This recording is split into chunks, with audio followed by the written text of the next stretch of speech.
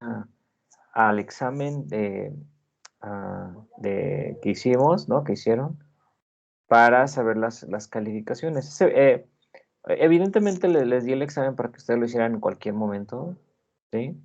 Les voy a ser sincero con lo que observé, solamente son detalles. Porque el examen pues estaba hecho como para que ustedes lo hicieran por su cuenta, ustedes solitos, creo que en la mayoría así fue. En otros casos me llamó la atención ver exámenes entregados a la misma hora, el mismo día, lo cual se me hacía difícil pensar que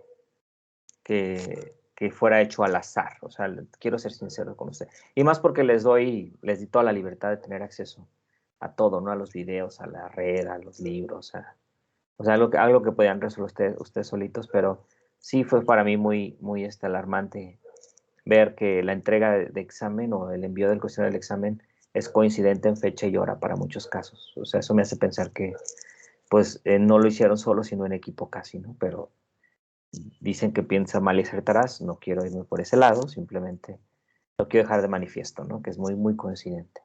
Eso me va a hacer tomar unas decisiones sobre el siguiente examen, sobre todo para que eh, pueda yo visualizar que realmente tienen las herramientas hacia dónde buscar información, ya que les di acceso a toda la información y no necesariamente a lo que hayan captado. Entonces, en la siguiente evaluación creo que haré algo en el que yo pueda ver un poco mejor cómo fue, ¿no? Pero sí, no les quiero decir que no. Yo sé que todos ustedes saben quién es, ustedes saben cuál, todos saben cuál es, pero sí hubo esa coincidencia extraña, ¿no? De ver exámenes entregados a la misma hora el mismo día.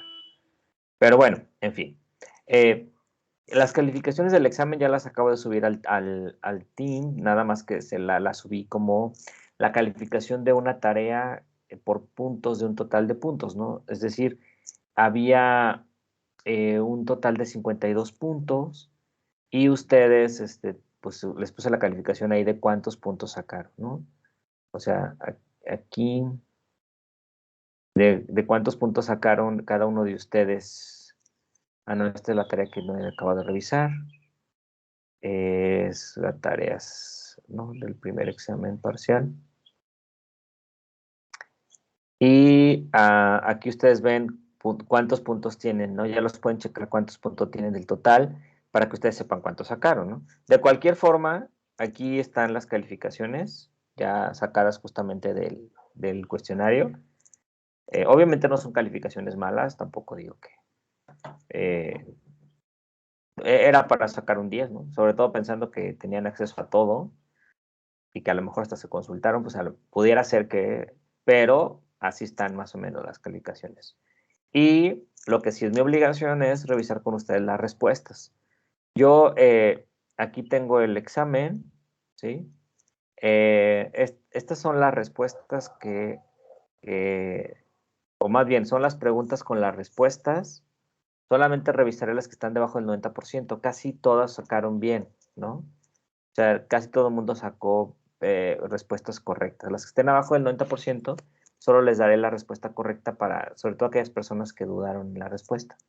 Por ejemplo, esta, ¿no? La 5 dice, a diferencia de un cosmético, un cosmecéutico, y venían las opciones, ¿no? Dice, son de promoción médica exclusivamente, son productos de Profe, ¿Sí? perdón, ¿está proyectando? Ah, no, perdón. Ah, es que no me parecía nada. Ah, qué bueno que me dices. No, se me había olvidado. Creo que no. Y estaba yo hablando como loco, ¿no? Perdón, aquí están las calificaciones. Ya como tal, gracias por darme se me había olvidado. Aquí están las calificaciones ya como tal, ¿sí? Y le estaba diciendo sobre las respuestas. Aquí está el cuestionario. Y les decía que a las calificaciones, las respuestas que tengan abajo del 90% les daré la respuesta correcta. Las demás, la gran mayoría la contestó correctamente. Y estaba con esta pregunta que dice 5, a diferencia de un cosmético, un cosmecéutico, la respuesta correcta eran estas, ¿no? Son de promoción médica exclusivamente, dado que son productos de publicidad y venta masiva, eso no. Digo, esto es propio de un cosmético, ¿no? de uso indefinido es propio de un cosmético y debe informar la composición cualitativa es propio de un cosmético. De hecho, la única respuesta es esta, ¿no? Que son de promoción médica.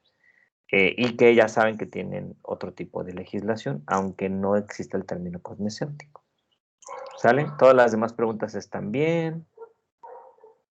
Aquí también hay un poco de diferencias. Puse emolientes de suavizante como astringente es atonificante, ¿no? Algunos le pusieron detergente, pero no olviden que detergencia no es astringencia, ¿no? Detergencia es de hecho remover grasa. Algunos le pusieron oclusivo, pero no, recordad que astringente no, es un efecto en el que la piel se estira por una vasoconstricción y eso le da tono a la piel, por eso le llamamos efecto tonificante. Esa sería la respuesta correcta, ¿sale? Aquí dice, esta es otra también que hubo muchas variables. Dice, ¿cuál es la función de un cosmético donde la molienda y la astringencia son mecanismos de acción? En realidad aquí hay varias respuestas correctas. La que hayan puesto seguramente fue correcta en términos de que sean estas, ¿no? Es decir, la respuesta correcta es que de mantenimiento y prevención. Si eligieron solo de mantenimiento y prevención está bien. Si eligieron función correctora está bien, pero si eligieron la 2 y la 3 también está bien porque son funciones de estas dos, o sea, son efectos o mecanismos de estas dos. Entonces pueden haber puesto una u otra o las dos. Si respondieron una u otra o las dos y tres, entonces las respuestas serán correctas. Esta también está bien. Eh, esta, eh, esta quería nada más comentarles porque decía, ¿cuál de los siguientes no se encuentra en el marco legal de los cosméticos en México? Y los únicos, aquí esta de ley de publicidad y código COSME, recordad que sí forma parte de los cosméticos, pero el reglamento de insumos para la salud no, ¿verdad? Eso es para medicamentos. Entonces tenemos el reglamento de control sanitario de productos y servicios, que también por aquí alguien me puso que ese, pero en realidad la única norma que no aplica a cosméticos es el reglamento de insumos para la salud. La otra pregunta que también hubo muchas diferencias fue esta. ¿Cuál de los siguientes documentos establece las pruebas de calidad y seguridad que deben aplicarse a los cosméticos? Y eso lo establece el reglamento de control sanitario, ¿no? De productos y servicios. Alguien puso aquí, la otra parte puso acuerdo de sustancias prohibidas y restringidas, pero no, sino el documento que establece qué pruebas mínimas son, es el reglamento de control sanitario de productos y servicios. Ya saben, las pruebas dérmicas y las pruebas microbiológicas. La otra pregunta también, esta es la 14, dice, productos que se aplican en la superficie de la piel o cavidades corporales y que tienen acción farmacológico preventiva son clasificados como dispositivos médicos. Son los productos higiénicos. Hablamos que estos eh, un registro sanitario, ¿no? Alguien puso cosmecéuticos, lo que pudiera ser medianamente cierto, pero recuerden que no existe el término en la legislación, ¿no? Sino que existe el término de producto higiénico como dispositivo médico. La norma de dispositivos médicos no trae ninguna definición para cosmecéutico. Entonces la respuesta correcta es productos higiénicos. Este también está bien. Aquí también hay muchas diferencias. Dice, documento legal que es empleado como metodología para llevar a cabo la evaluación de irritabilidad dérmica y ocular. La respuesta correcta es la FEUM. La FEUM es la que trae, alguien me puso por acá el reglamento de control sanitario. El reglamento de control sanitario por servicios trae descrito que deben de hacerse esas pruebas. Pero quien establece la metodología actual es la FEUM o la NOM 039, pero esa norma ya se derogó. Les había comentado que esa norma ya no está en vigencia, pero era la norma que establecía cómo hacer estos dos índices, ¿no? La NOM 141 no aplica, es para etiquetado, como hemos visto en clase. Bueno, la siguiente pregunta, todo bien. La 18, todo bien. La 19 dice, solo algunos productos cosméticos deben llevar un registro sanitario. La respuesta es falso, ¿no? Ningún cosmético lleva registro sanitario. Recordar que los productos cosméticos en la ley son eso, cosméticos, y no llevan registro sanitario. Si lo llevaran no sería cosmético, tendría que ser un producto higiénico o ya tendría que ser un medicamento. ¿Sale? La 20 está correcta para todos. La 21 también, no hubo tantos problemas. La 22 también. La 23 dice, de acuerdo con las buenas prácticas de manufactura para productos cosméticos para la fabricación, se debe contar con las siguientes características, excepto. O sea, ¿qué es lo que no sería ideal que no es que no sea ideal, qué es lo que no se hace durante la manufactura? Entonces, en la manufactura se tienen controles de proceso, registros de almacenamiento, eso también se hace, identificación de graneles, que también se hace. O sea, estas tres actividades son parte de la fabricación según las buenas prácticas. Realizar pruebas de control de calidad no es una práctica de fabricación, ya es una práctica que se hace en producto terminado. Por eso es que esta es una prueba o es un lineamiento que se establece, pero para el producto final, no para la manufactura. Que sí hay pruebas que se hacen en el camino, sí, pero son estos controles de proceso. Sí, que puede que también las haga calidad, pero no son pruebas de control de calidad. Esas se hacen con el producto terminado, ¿sale? Entonces, aquí sí hubo mucha confusión, pero esa sería la respuesta. ¿Sale? En el 24 todo el mundo sacó bien, el 25 también unas grandes diferencias. Dice, ¿cuáles son los elementos de eficacia en el desarrollo de un cosmético que deberían ser demostrados y contar con evidencia documentada? La realidad es que son los claims. Recuerden que los elementos de eficacia que deben de ser demostrados son aquellos que declaramos para un cosmético que suele hacer el cosmético. Entonces, esa es la respuesta correcta. Algunos me pusieron parámetros físico-químicos, pero no es que no midan la eficacia, pero no la miden directamente, ¿vale? O puede ser que algunos claims estén ligados a las pruebas físico-químicas, pero quienes nos van a pedir demostrar o la evidencia de lo que estamos declarándole al cosmético sería justamente sobre los claims. Es lo que hay que demostrar, ¿sale? Bueno, la 26 es correcta, la 27 también, la 28 todo el mundo bien, la 29 dice, ¿qué significa el siguiente icono o símbolo en la etiqueta de los cosméticos? Y era un triángulo verde con 3 flechas, ¿no? En realidad significa envase biodegradable, porque no, el reciclable es un símbolo muy parecido, pero es un triángulo de 3 flechas, ¿sí? Entonces, la respuesta correcta sería envase biodegradable, que es un punto verde, que tiene una flecha verde grande, ¿ok? Esta también está bien, ¿sí? Que dice, aunque les diré, ¿no? Si, dice, el envase de un cosmético tiene funciones básicas y comerciales. La función comercial se incluye lo siguiente menos, ¿no? O sea, proteger a la formulación no es una función comercial, es una función básica del cosmético, del envase, pues. Las demás sí son, ¿no? O sea, alguien me puso aquí reconocer una marca, no, es una función completamente comercial, ¿no? O la identificación de la forma cosmética también es una función comercial. ¿Ok? La 31 está bien, la 32, veamos la diferencia. Dice, elementos internos del cosmético que mejoran las características del cosmético en cuanto a propiedades organolépticas y en cuanto a su aplicación, ¿no? La respuesta correcta son los correctores.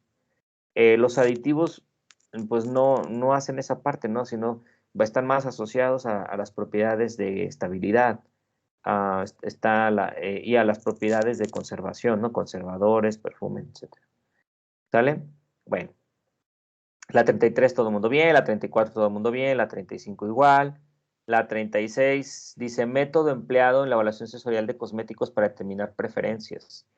Recuerdan ustedes que cuando yo hago un análisis sensorial y quiero determinar qué producto se prefiere, hago un método afectivo. Si yo quisiera saber cómo comparar entre dos productos a través de diferenciarlos cuantitativamente, entonces hago métodos analíticos, como el que hicimos nosotros en la práctica, ¿sí? Entonces la respuesta correcta es el método afectivo, que es el que permite ver si una persona prefiere o no prefiere un producto. Analizar sus sensoriales ya implica un método analítico, que fue como el que hicimos en clase, ¿ok? Bueno, la 37 está bien, la 38, la 39, la 40, 41, 42 les preguntaba dos ingredientes y bueno, en la primera decía menciona dos emolientes, la gran mayoría me puso emolientes correctos, ácido esteárico, muchos aceites, sobre todo algunas siliconas, algunos ésteres como los palmitatos, los miristatos, esas son correctas. Humectantes, la mayoría usó la glicina y el sorbitol, que también lo son, pero si alguien puso urea es correcto, si alguien puso ácido láctico es correcto, si alguien puso aminoácidos es correcto, que son ejemplos, aunque son más hidratantes, pero no hemos visto la diferencia. Luego están los viscosantes, me pusieron derivados de celulosa, correcto, carbómero, agar, todas esas eran correctas. El 41 les preguntaba por pigmentos, si me pusieron óxidos de hierro, a quien me puso anilinas, carotenos, que aunque ya no son tan aprobados en la cosmética, pero siguen siendo pigmentos. Algunos sí y otros no, sobre todo las anilinas y muchos carotenos ya no están aprobados para el uso en cosméticos porque dan respuesta inmune y algunos son tóxicos, pero siguen siendo pigmentos y se los consideré como bien. Luego están los óxidos de hierro, incluso me pusieron también por ahí óxidos de cromo, que también son correctos. En general, ¿no? Alguien me puso negro humo, alguien me puso carbón, que también es correcto, etcétera.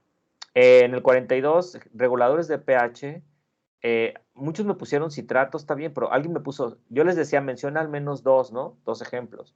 Entonces me pusieron citrato de potasio y citrato de sodio. Bueno, pues para mí este es el mismo, que son citratos, o sea, en realidad el guión no marca la diferencia, ¿no? Lo que lo marca es el citrato, o sea, la base conjugada. Entonces, si alguien puso citratos y lactatos, si puso ácido ascórbico, si puso ascorbatos, succinatos, también eso es correcto. Por ahí vi me pusieron algunos reguladores de pH como tritanolamina, se les puse un punto. La tritanolamina no es un regulador de pH, permite ajustar el pH porque es una base. O sea, si yo quiero, por ejemplo, tengo algo muy ácido, lo quiero llevar a un ambiente más alcalino, pues sí le puedo poner tritanolamina y puedo ajustar el pH, pero no lo va a regular porque no es un regulador. O, por ejemplo, si me pusieron hidróxido de sodio o hidróxido de amonio, en realidad son ajustadores de pH, pero no son buffers, o sea, no son reguladores. Pero bueno, de alguna forma tampoco se los puse tan mal, les puse un punto por eso, ¿no? Ejemplos de conservadores, todo el mundo bien, triclosan, si me pusieron los cuaternarios, los parabenos, el tiomersal o las derivadas de mercurio, el fenoxietanol, etcétera, correctos. Antioxidantes, el ácido ascórbico, los metasulfitos, el BHA, el BHT, correctos. Y finalmente los cosolventes, etanol, glicerina, ¿sí? Pero yo les puse, mencioné dos ejemplos de cosolventes en cosméticos, ¿no? Alguien me puso metanol y pues obviamente el metanol no es un cosolvente para cosméticos, ¿no? Ya lo hemos comentado, es altamente teratógeno, altamente cancerígeno, pero aparte está prohibido para el uso de cosolvencia. Acetona también prohibido como cosolvente, se utiliza para productos de uñas, pero tampoco, ¿no? Pero etanol, glicerina, propilenglicol, polietilenglicol, correctos. Con esto, pues ustedes pueden darse idea que contestaron y entonces de ahí sus calificaciones, ¿no? Entonces las calificaciones ya las puse ahí. No sé si alguien tenga alguna duda de esto. Las calificaciones aquí están, ya calculadas como tal, ¿sí? Aquí está por si se alcanza a ver. Ahí está. ¿Alguien tiene alguna duda del examen? ¿Comentarios? ¿Dudas? ¿No? ¿Están de acuerdo con la evaluación o alguien tiene alguna duda de alguna respuesta que dio?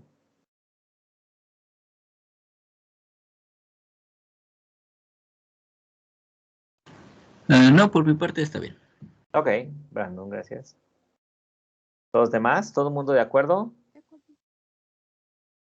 Sí, profe, todo bien. Ok, bueno, Sí, de acuerdo, doctor. de acuerdo, perfecto. Cualquier cosa ya me lo dicen por aparte si gustan para poder dar inicio a la sesión y que sea efectiva hasta media hora, ¿no? Bueno, entonces, muchas gracias por esa evaluación, pero tener que hacer la retroalimentación. Ahora bien, nosotros estuvimos revisando la última sesión tensoactivos y hablamos de los tipos de tensoactivos que hay. Mencionamos que había de 4 tipos, mencionamos que había tanto iónicos como no iónicos. Dentro de los iónicos teníamos a los iter'iónicos, a los catiónicos, a los aniónicos y teníamos también a los tensoactivos no iónicos que en general son más nobles, ¿no? Con la piel. Tienen diferentes funciones, algunos son espumantes, algunos son muy buenos detergentes y otros son simplemente limpiadores, ¿no? Removedores de grasa como son los no iónicos. Pero vamos viendo cómo se usan y iremos haciendo algunos cálculos. Yo ahí en su team les dejé unos archivos que podemos trabajar el día de hoy con algunos ejemplos donde alcancemos y, y podemos recordar algunos conceptos, ¿no? de emulsiones, ¿sale? ¿Cómo estabilizan los cosméticos? Estabilizan principalmente, digo, los tensoactivos estabilizan por dos mecanismos principalmente, ¿sí? Aunque hay otros tipos de estabilizantes, ¿no? Yo les decía, en cuanto a emulsiones tenemos los tensoactivos como primera opción, pero también tenemos los sólidos finamente divididos que también funcionan estabilizando interfaces, que son polvitos muy, muy, muy finos, micronizados. Y también tenemos polímeros coloidales, ¿no? Que también estabilizan, por ejemplo, la gelatina, el carbómero y algunos otros polímeros que también forman fenómenos de estabilización. Los que más utilizamos en la cosmética realmente son tensoactivos o agentes de superficie.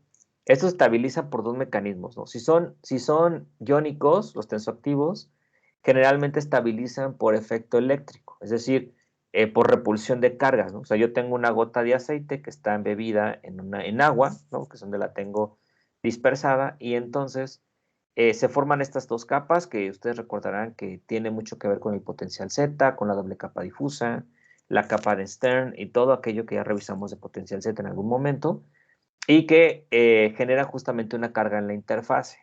Dado que generan cargas que se pueden, pues obviamente, repeler, pues no permiten que las gotas formen otras gotas más grandes, ¿no? O sea, que haya coalescencia. Entonces sería como el primer mecanismo. Y el segundo mecanismo, que es el mecanismo estérico, que es muy aplicable a los tensoactivos no iónicos, que es una estabilización estérica. Es decir, si bien los tensoactivos no están cargados, no permiten que dos gotas se unan justamente por el efecto del tamaño molecular, ¿no? O del tamaño en el espacio de las moléculas que permiten que simplemente choquen o se estorben, ¿no? Para poderse unir. Este es un efecto más estérico, que sería en este caso, ¿no? O sea, estas cadenas terminan por estorbarse con estas otras. Eso hace que tengan golpeteos, se repelen y entonces el sistema se estabiliza. Pero de alguna forma, algunas veces estas se vencen de acuerdo con la teoría de Develeo, que alguna vez revisamos en el pasado, y entonces estas fuerzas, en lugar de hacer de repulsión, tanto estérica como iónica, terminan por caer en un pozo de atracción, y entonces el sistema comienza a separarse en las dos fases. ¿Vale? Entonces, ¿cómo elijo un tensoactivo, ¿no? En función de su solubilidad. En general, los tensoactivos aniónicos y catiónicos pues son altamente solubles, ¿no? Son altamente solubles. Recordarán ustedes que los jabones o los OPS son parte de los aniónicos, nada más que los diferenciamos en algunos casos porque estos tensoactivos provienen de la saponificación de las grasas. Entonces, por eso son de solubilidad media a alta, porque depende de qué grasa se trate, de la cadena carbonada, ¿sí? Pero en general los jabones son parte de los aniónicos.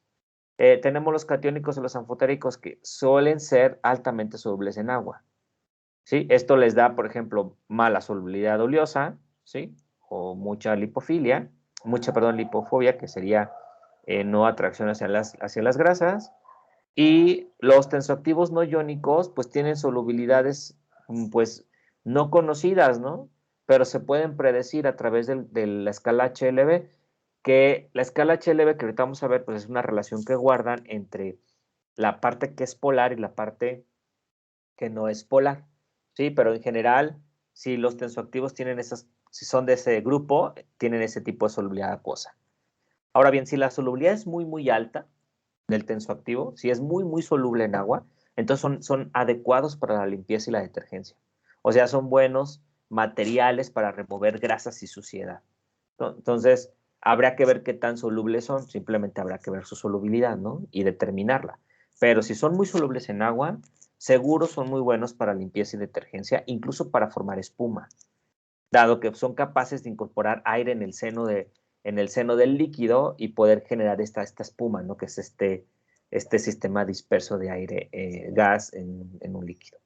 Y además, si la solubilidad es mediana, si es medianamente soluble, entonces nos permiten hacer dispersiones o hacer esparcimientos. Por ejemplo, en el caso de emulsiones serían muy ideales los de solubilidad media, porque el que digamos que los tensoactivos tienen solubilidad media implica que tienen una partición muy similar entre la parte polar y la parte no polar. Estos, por ejemplo, que tienen solubilidad muy alta, si los pongo entre agua y aceite, los tensoactivos sí se van a ir a la interfase, pero van a preferir estar en el agua, ¿no? Por mera equilibrio, ¿no? En el que van a emigrar de la interfase al seno del líquido por la atracción hacia su afinidad por la alta polaridad. Entonces, no son buenos para crear sistemas dispersos.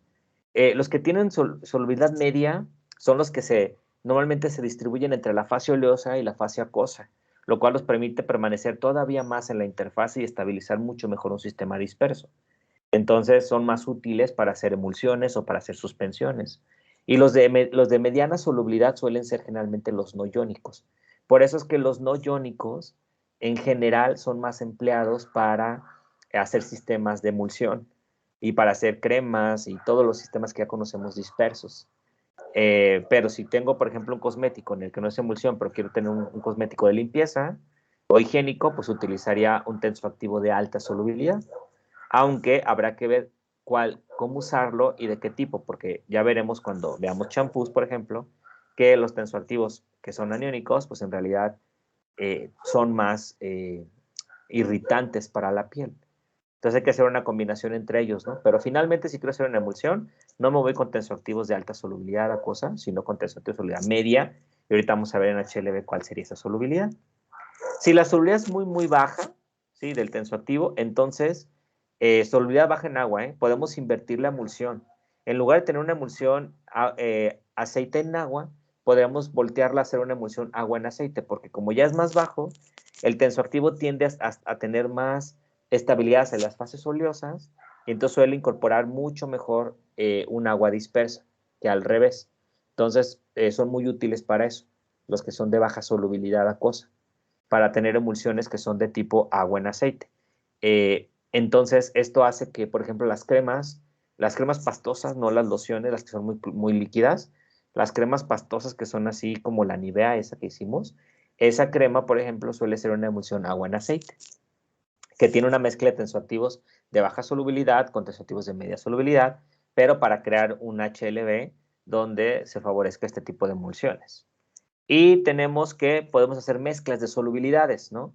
Si hago mezclas de solubilidades, entonces yo puedo tener, en lugar de emulsiones agua en aceite, tener emulsiones aceite en agua, que son las emulsiones un poco más fluidas. Entonces, si tengo un tensoactivo y quiero hacer cosméticos para limpieza y remoción, entonces de mugre hago cosméticos o utilizo tensoactivos de alta solubilidad acuosa. Si quiero hacer emulsiones, utilizo tensoactivos de solubilidad media. Si quiero combinar esta solubilidad media hacia abajo, o sea, yendo hacia solubilidades bajas, tendré emulsiones aceite en agua, digo agua en aceite. Y si quiero hacer emulsiones aceite en agua, hago una mezcla entre tensoactivos de baja y de media solubilidad para obtener emulsiones de tipo aceite en agua. ¿Ok? Y es la forma en cómo podría ir eligiendo los tensoactivos, pero la solubilidad es relativa. No siempre se conoce el valor y a veces es muy relativo. O sea, si yo les digo, por ejemplo, ¿sabes qué? Un aniónico, vamos a decir, el laurisulfato de sodio es un tensoactivo que tiene una solubilidad de 100 miligramos por mililitro, por ejemplo, ¿no? Y, por ejemplo, un tensoactivo aniónico, por ejemplo, el éter sulfato sodio, a lo mejor tiene una solubilidad como de 50, ¿no? Miligramos. Y entonces, ver 100 y ver 50, a lo mejor ustedes van a decir, ¿sabes qué? Pues parece ser que el éter sulfato de sodio es de media solubilidad y el laurisulfato de sodio es de alta solubilidad, y la realidad es que los dos son de muy alta solubilidad. Entonces, a veces el valor de solubilidad es tan relativo que no nos permite ver a primera luz una toma de decisiones. Entonces, mejor utilizamos otro parámetro. Y ese parámetro que se utiliza justamente es el HLB y se creó y se inventó para eso, para hacer un método práctico de elección de tensoactivos a la hora de formular emulsiones. Pero van a ver ustedes cómo se correlaciona la solubilidad con ese concepto de HLB. Así la escala HLB nació. De hecho, la escala HLB lo que nos dice es que es una escala arbitraria que pone como medida un balance entre lo que es muy hidrofílico de la molécula y lo que es muy lipofílico. ¿Y cómo se calcula el HLB? De muchas formas. La escala que se inventó por primera vez fue diseñada por Griffin por ahí de los 50 y es una escala que lo que hizo Griffin fue relacionar el peso molecular que tiene una región hidrofílica con relación al peso molecular que tiene una región lipofílica, y ese valor le da una idea de qué tan afín es el tensoactivo a un medio acuoso o medio oleoso. Pero también lo probó experimentalmente. Entonces, por ejemplo, lo que él observaba es que un tensoactivo que él ya había determinado con HLB bajo, pues tenía más equilibrio o más tendencia a migrar de la interfase hacia el aceite, no hacia la fase oleosa. Si tenía un HLB medio, como de 10, porque la escala que inventó Griffin al principio va de 0 a 20, pero ya la escala ya es obsoleta porque muchos tensoactivos van más arriba de 20, pero bueno, la que ahorita todavía existe de 0 a 20 es muy útil. Pero si el HLB se encuentra a la mitad, que es 10, entonces el equilibrio del tensoactivo hacia migrar hacia las fases es el mismo, ¿sí? Pero si tiene un HLB alto, o sea, más arriba de 10, entonces el tensoactivo migra mucho más hacia la parte acuosa que a la parte oleosa. Y entonces lo que intenta es medir justamente esta atracción que tiene el material entre las dos fases para ver hacia dónde migra en el equilibrio, ¿no?, dinámico de la capa que se forma en la interfase. Y entonces, pues Griffin inventó la escala por ahí de los 50 y lo que hizo fue decir, bueno, si una molécula tensoactiva tiene todos estos grupos que son polares y que son afines al agua y tiene esta cadena carbonada que no lo es, ¿qué relación guarda una con la otra? Y le da un valor arbitrario. Entonces, lo que hizo Griffin fue darle un valor que va como si fuera de 0 a 100, como si fuera un porcentaje. Entonces, realmente, el HLB es como un porcentaje ajustado. Es un porcentaje de qué tan hidrofílico es un tensoactivo, ¿sí? Entonces se mide por el peso molecular y fue justamente creado para facilitar el uso de los tensoactivos. En particular, la escala la diseñó Griffin con tensoactivos no iónicos, ¿no? Entonces, este nos permite asignarle un valor que es aplicable justamente al material que estoy evaluando. Y es un indicador del porcentaje de la porción hidrofílica en todo el material. Y finalmente lo que hizo Griffin, pues solo por practicidad, él lo pudo haber dejado de 0 a 100. Entonces hagan de cuenta, supónganse ustedes que este tensoactivo que se ve aquí, que era el que les había puesto en la otra imagen, que es esta bolita con esta cadena carbonada, por ejemplo, supongamos que esta es la parte polar y que esto pesa 50 de peso molecular en grupos dado por sus átomos, y que esto pesa 150, ¿sí? Entonces, el peso molecular de este tensoactivo realmente va a ser 200, ¿no? Ya por la suma pues, de las dos partes, ¿sí? 50 más 150 ya le da 200 gramos por mol, por decir algo. Y entonces, lo que hacía Griffin es decir, ok, en este peso molecular, ¿qué porcentaje representa la fase polar? Y entonces lo que hizo fue decir, bueno, pues divide 50 entre 200, sale, y multiplícalo por 100, ¿no? Y entonces eso le sacaba el porcentaje. Por ejemplo, aquí 50 entre 200 da como un 40%, ¿sale? Entonces Griffin decía, bueno, pues entonces este tensoactivo es 40% hidrofílico. Por alguna razón no le gustó la escala que fuera de 0 a 100 y lo que hizo fue ajustarla con un valor de un quinto. O sea, la dividió en 5 partes, de tal forma que esta escala se transformaba en lugar de 0 a 100, se transforma en una escala de 0 a 20. Y entonces, por ejemplo, 40%, si lo divide entre 5, da 8. Entonces quiere decir que un tensoactivo que tiene 40% de una porción hidrofílica, entonces tiene un HLB de 8. ¿Sí? Ya dividiendo esto entre 5, así de fácil. Y se creó la escala, y entonces lo que observó Griffin con esta escala es que pues, los valores correspondían a diferentes comportamientos experimentales y que correlacionaban.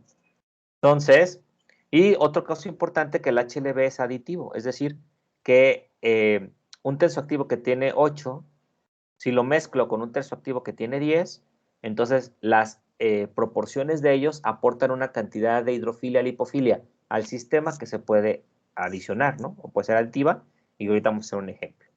Entonces, ¿cómo se calculó el HLB? Bueno, pues es como les digo, es 100% hidrofílico, implicaba que el HLB era de 100. O sea, si toda la molécula fuera polar, fuera 100% hidrofílico y por lo tanto su HLB sería 100. Es lo que decía Griffin. Y Griffin dijo, no, mejor voy a manejarlo de 0 a 20, está bien. O sea, nadie le cuestionó porque era una escala que él diseñó, ¿no? Y bueno, lo dividió entre 5.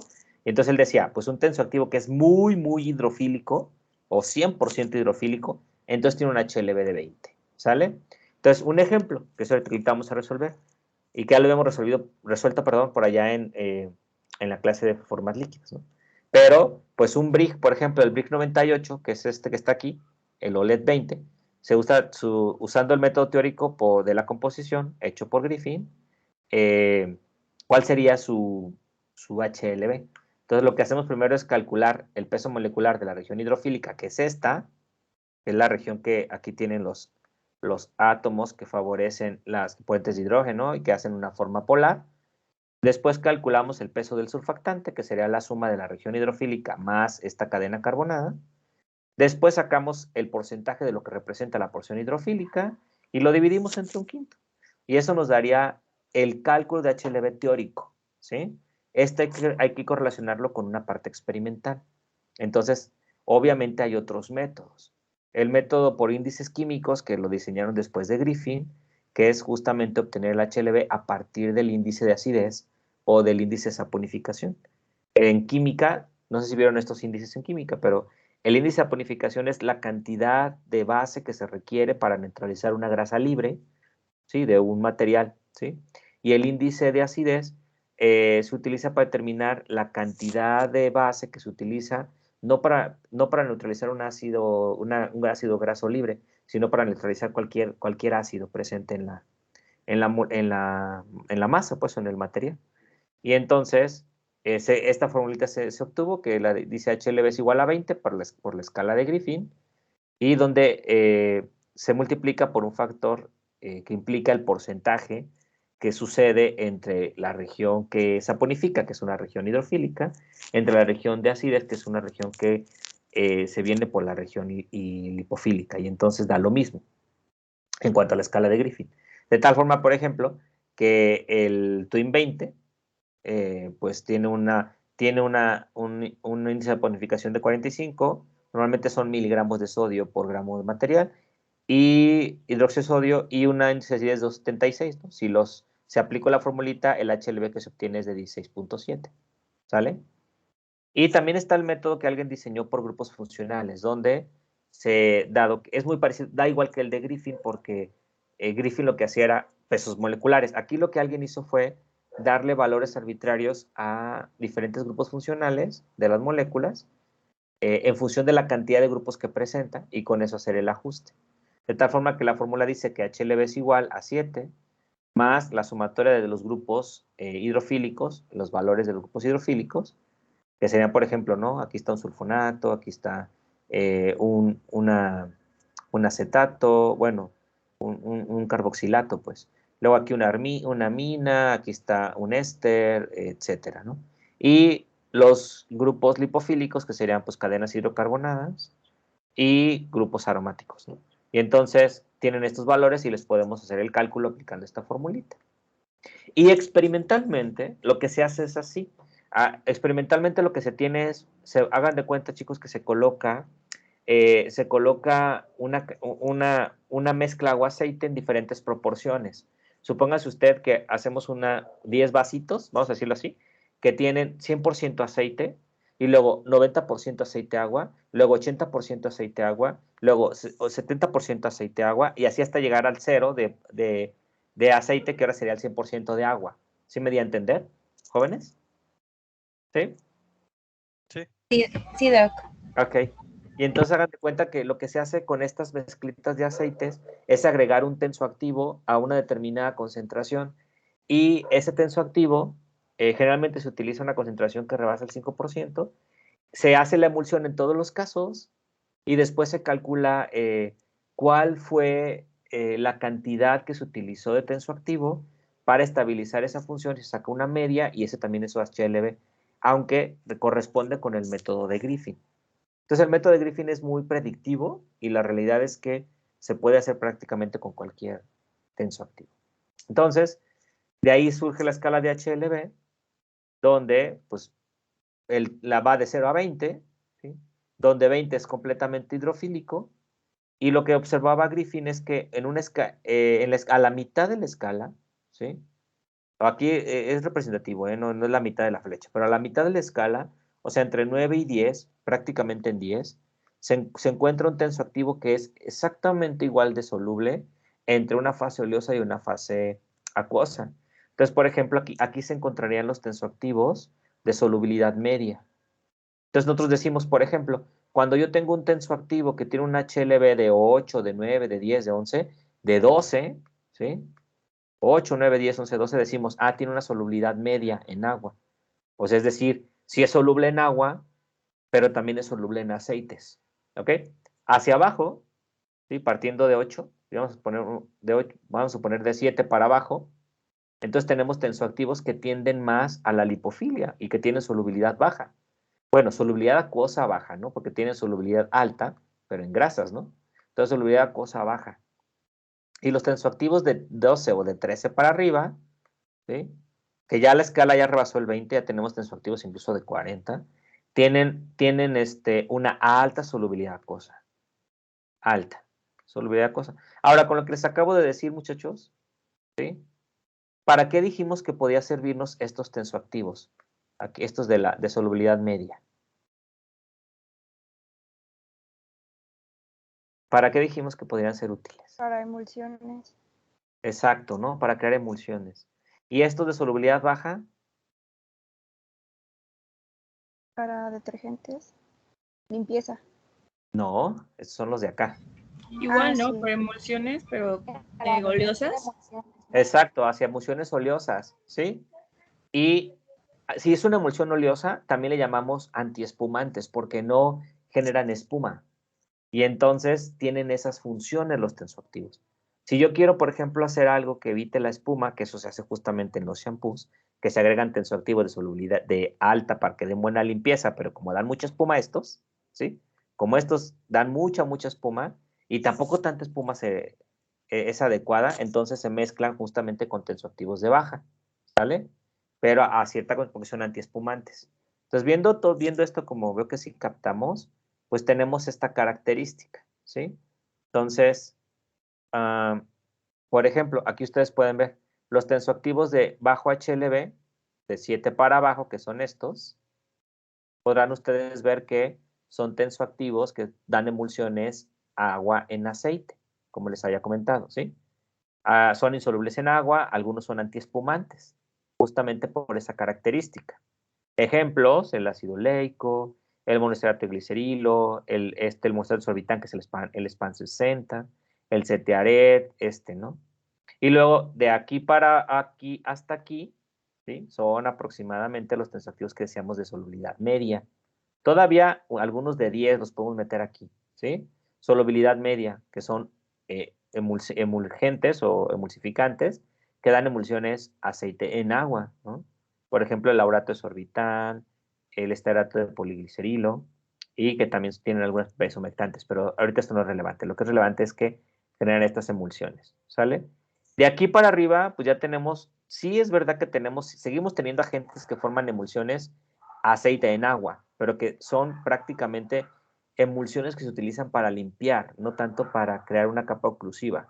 Por ejemplo, hay cremas limpiadoras, ustedes ya lo saben, hay lociones para limpiar, aguas micelares, ¿sí? Y todas esas son justamente tensoactivos que nos permiten crear detergencia y emulsiones de este tipo también, o sea, de aceite en agua, pero muy fluidas, muy fluidas, más con aspecto limpiador. Y obviamente arriba de 18, un poco más, ya le llamamos solubilizantes, porque son tensoactivos que permiten integrar moléculas insolubles al medio, a través de micelización o a través de crear puentes de hidrógeno o cualquier otro mecanismo, pero esta es como su función. Entonces, en ese sentido, ven ustedes, ¿no? De 4 a 6 tenemos emulsificantes de tipo aceite en agua, digo agua en aceite. De 7 a 9 tenemos agentes humectantes porque también dan emulsiones agua en aceite en agua, pero que son más viscosas. Luego tenemos los emulsificantes de aceite en agua, pero más fluidas.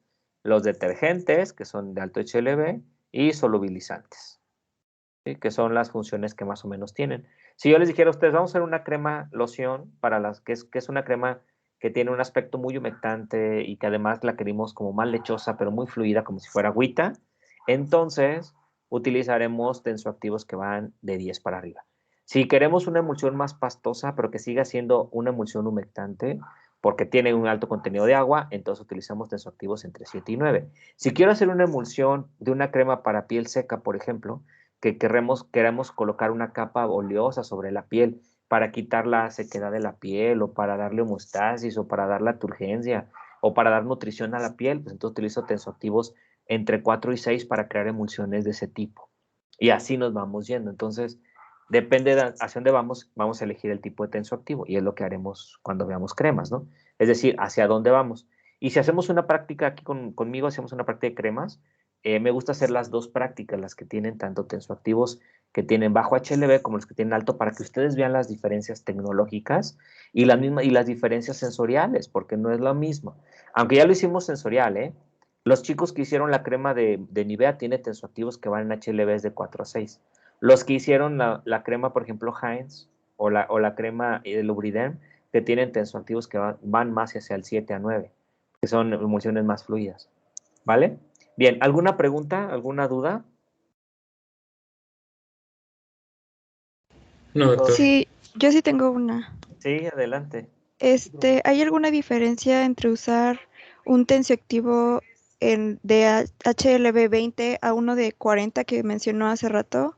O sea, al final los dos son muy solubles, ¿no? La verdad es que ninguna, Itzel. De hecho, son igualmente solubilizantes. Por eso es que se dice arriba de 18. La diferencia radica en que su solubilidad cambia por mucho. O sea, por decirte algo, ¿no? Tenemos, por ejemplo, un tensoactivo de 40. Yo les puse unas tablas que ya no voy a alcanzar a ver con ustedes, pero, por ejemplo, vea este de aquí, el dodecil sulfato de sodio.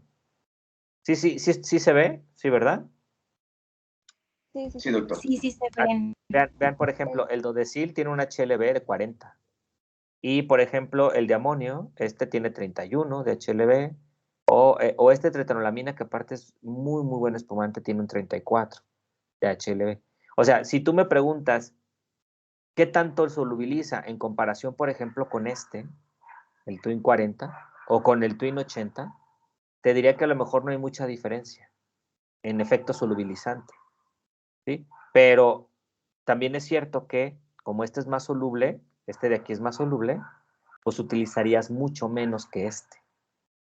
O sea, esa pudiera ser una cuestión, o sea, pero también es cierto que, dado que se tienen solubilidades distintas, pues pueden tener aspectos más tecnológicos, ¿no? Por ejemplo, generar menos viscosidades, o ser a lo mejor todavía más irritantes, ¿no? O requerir más o menos concentración.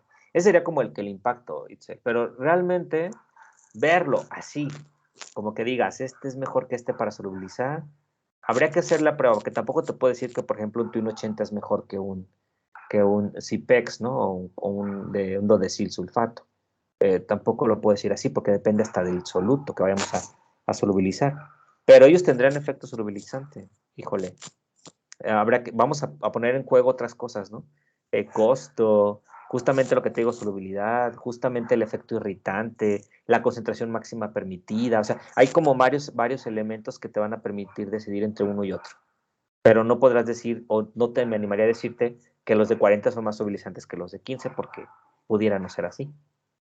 ¿Más o menos? ¿Sí? Sí, gracias. Muy bien. ¿Alguna otra pregunta? A mí me Doctor. surgió. Ah, bueno. Sí. No es duda, solo quería decir que a mí no me abrió el documento de las tablas. No sé si solo fue a mí o, o si a los demás también les pasó, pero yo no pude abrir el documento. A ver, si no, se los vuelvo a subir. Es este documento, de las tablitas. Ajá, el de la tabla. A mí sí me abrió, si quieres ahorita se los mando al grupo. Ok, gracias. Gracias. Sí, Luis, adelante. Me surgió una duda, así como de, ¿cómo por qué? Ajá. La parte B, donde nos hablaba de otros métodos, en el inciso B, no entendí por qué arbitrariamente, o sea, simplemente agarro un número cualquiera y se lo inserto únicamente para identificar el tipo de... Sí, la respuesta es medianamente real. O sea, cuando te digo arbitrario es porque, obviamente, arbitrario no significa al azar. O sea, no significa que alguien dijo, ah, sí, le voy a dar este 38 porque este número me gustó más. O sea, no. Cuando digo arbitrario es porque eligieron cualquier número dentro de la escala posible de elección. Pero lo que hizo el autor, ¿no? Fue relacionar este número con un cierto nivel de polaridad. De hecho, utilizó, ¿cómo se llaman estos? Eh, se me fue esta propiedad de la tabla periódica. Híjole. ¿Cuál es la propiedad de la tabla? ¿Cuál es la propiedad de un elemento para traer electronegatividad? Ya. ¿Sí? O sea, haz de cuenta que por efecto de electronegatividad y afinidad electrónica es que se consideraron esos valores. Y ya el valor es arbitrario, o sea, el valor es decir, es como Griffin, ¿no? Haz de cuenta que dijo, pues por ejemplo, el sulfonato que tiene estos oxígenos, que tienen el más alto nivel hidrofílico, yo le voy a dar un 40 y de ahí para abajo, ¿no? Tú te pareces poquito a esto en afinidad, tú tendrás la mitad, un 20, ¿no? Y así, ¿sí me voy a entender, Luis? Sí, doctor. Pero no necesariamente que haya dicho, porque a mí se me antoja que sea un 40, ¿no? Tiene que ver con la afinidad electrónica y la electronegatividad, pero va muy relacionado con la... O sea, la escala de Griffin también es arbitraria, pero arbitrario significa que él eligió un valor, no una constante universal. O sea, eligió un valor entre 0 y 100 y lo dividió entre 5, pero tiene un sustento químico, ¿sí? ¿Vale? Ok. Bueno, entonces, algunos tensoactivos comunes, ya no voy a alcanzar, pero algunos tensoactivos comunes aquí están, ¿no? Son el ácido oleico, el estearosorbitan, el monoesterato etilenglicol, el dilaurato PEG. De hecho, el mundo de los tensoactivos es muy grande y cada vez hay más, porque pueden resultar de la combinación. Hagan de cuenta, ustedes, se los digo así, un poquito a la Walt Disney, pero si alguien, por ejemplo, identifica una molécula polar por separado y una molécula no polar por separado y los une, puede crear un tensoactivo, químicamente hablando. Entonces, imagínense el mundo de posibilidades. O sea, si por ejemplo yo agarrara, que de ahí surgieron muchos, por ejemplo, si yo agarrara un azúcar, vamos a poner algo que sea muy, muy soluble, por ejemplo, una glucosa, y pensara en hacer una reacción y que se le pegue una cadena hidrocarbonada, podría obtener un tensoactivo nuevo, ¿no? Y de hecho lo hay, por ejemplo, lo que son los glucósidos en los tensoactivos, tienen esa propiedad. Y así se han resultado varios, ¿no? Los tensoactivos naturales que tenemos en el cuerpo, pues ustedes los conocen, son los ácidos grasos, perdón, las sales biliares, ¿no? O sea, que son justamente ésteres de grasas que se encuentran en la vesícula biliar, ¿no? O sea, el ácido graso más común en la bilis es el ácido láurico, ¿no? Que tiene una cadena de 14 carbonos y que tiene un carboxilo. Y el ácido láurico, cuando se esterifica, forma lauratos. Y el laurato de sodio, por ejemplo, o se saponifica, pues es un tensoactivo. Y así, ¿no? Entonces, puede haber una afinidad grande, sin embargo, aunque es posible químicamente crear muchos tensoactivos, para fines de la cosmética o incluso para fines de la salud no siempre son, no siempre resultan en un buen uso porque hagan de cuenta que terminan algunos por ser tóxicos, algunos presentan problemas de solubilidad, de interacción química, de inestabilidad química, etcétera, ¿no? Porque muchos de ellos han obtenido, por ejemplo, por esterificación, pero un enlace éster es muy fácil de romper por agua, por hidrólisis. Entonces, sí es verdad que el mundo se puede abrir, pero pues habrá que ver qué moléculas sí son candidatas y qué moléculas no.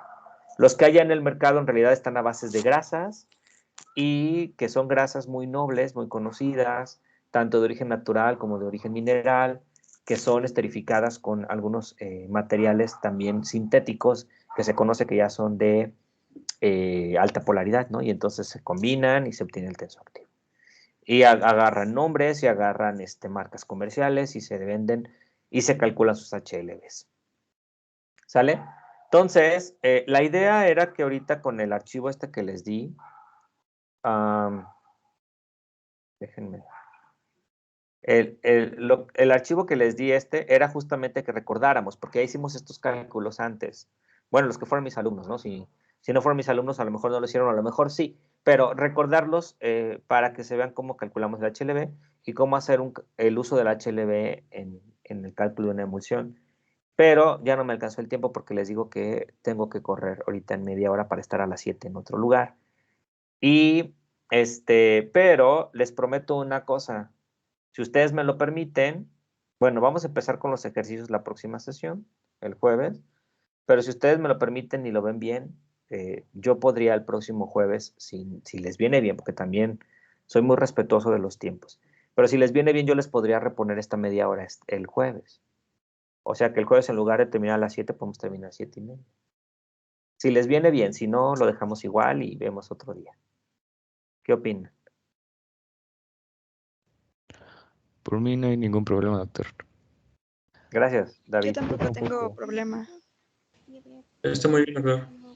Sí, me dan esa oportunidad y yo lo que menos quiero es que ustedes pierdan de su valioso tiempo de clases. Entonces, el próximo jueves, si me lo permiten, nos vemos a la hora de clase y terminamos 7:30 para reponerles esta media hora y nos dedicamos a hacer los ejemplos. ¿Les parece? Sí, Doc, está Sí, bien. está bien. Sí, Bueno, Doc, está bien. Órale. Les agradezco su tiempo por hoy, chicos. Me apena tener que retirarme, pero les prometo que recuperaremos el tiempo. Muchas gracias a todos. Que estén muy bien. Los estoy viendo el próximo jueves. ¿Sale?